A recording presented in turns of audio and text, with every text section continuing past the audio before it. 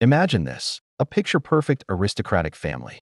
A loving father, a devoted mother, for bright and talented children. They live in a beautiful home in Nantes, France. They are well-respected, deeply religious, and by all accounts, a model of success and happiness. Now, imagine that one by one, they all vanish.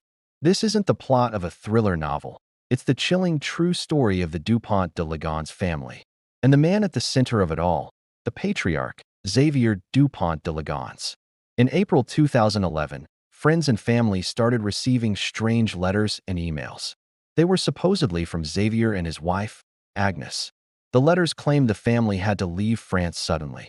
Xavier, they said, was a secret agent for the U.S. Drug Enforcement Administration and had been recruited for a top-secret witness protection program. They were all going to America and had to cut off all contact. For a while, people believed it. It was bizarre, sure, but it came from them. The children's schools received notes saying they were being withdrawn. The lease on their home was terminated. It seemed like a sudden, albeit strange, move. But some things didn't add up. Why would they leave so abruptly? Why would a secret agent need to inform everyone about a witness protection program? The story started to unravel. Neighbors hadn't seen anyone for days. Worried friends who couldn't get a response finally called the police. On April 21, 2011, police entered the family home. At first, nothing seemed out of the ordinary. The house was strangely empty, but clean.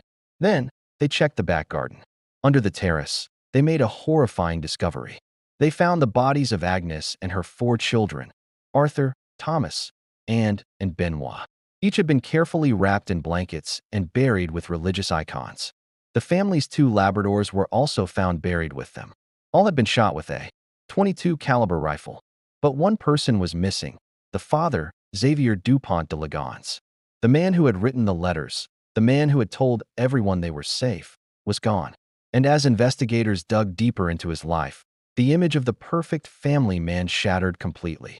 It turned out Xavier was not a successful aristocrat. He was drowning in debt. His businesses had failed, one after another.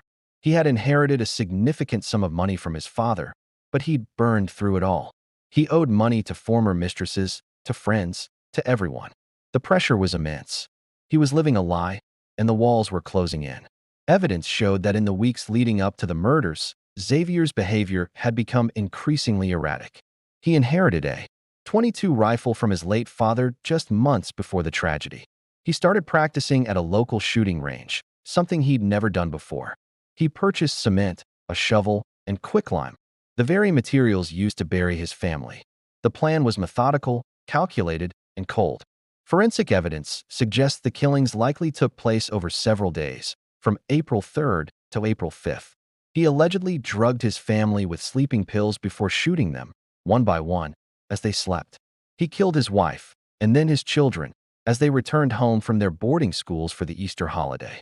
After the murders, Xavier embarked on a bizarre journey across southern France.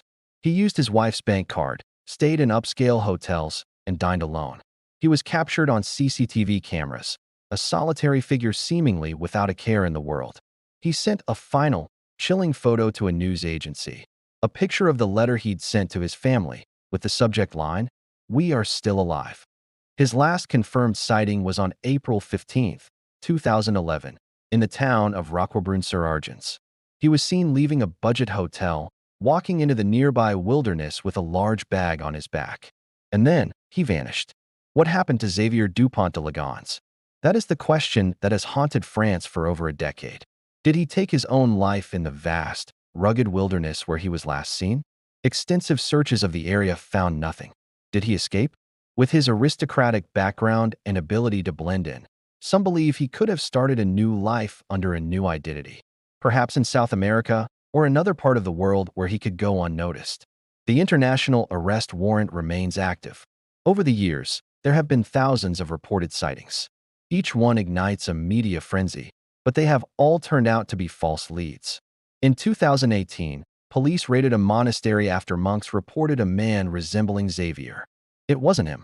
In 2019, a man was dramatically arrested at Glasgow Airport, believed to be the fugitive. It was a case of mistaken identity. The public's fascination with the case has never waned. He's been seen everywhere, from casinos in Las Vegas to quiet towns in Italy. He has become a modern-day phantom, a ghost who could be anywhere. Why would a father do this? The leading theory points to a combination of narcissistic pride and financial ruin. Xavier couldn't bear the shame of his failure. In his mind, his family's reputation was everything. Rather than face the humiliation of bankruptcy and the collapse of his carefully constructed facade, he chose to save them in the only way he knew how, by taking them with him into his own twisted version of eternity. The religious icons buried with his family suggest a deeply disturbed and grandiose mindset. Perhaps he believed he was delivering them to a better place, a place free from the shame he felt he had brought upon them.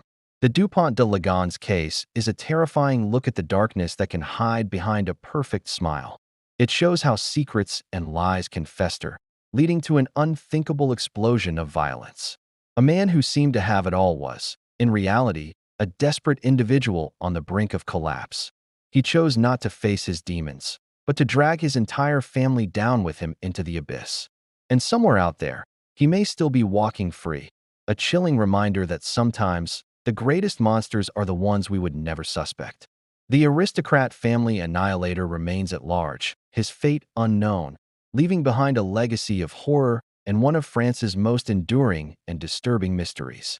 Thank you for watching. If you found this story as compelling as we did, please subscribe for more deep dives into the world's most fascinating cases.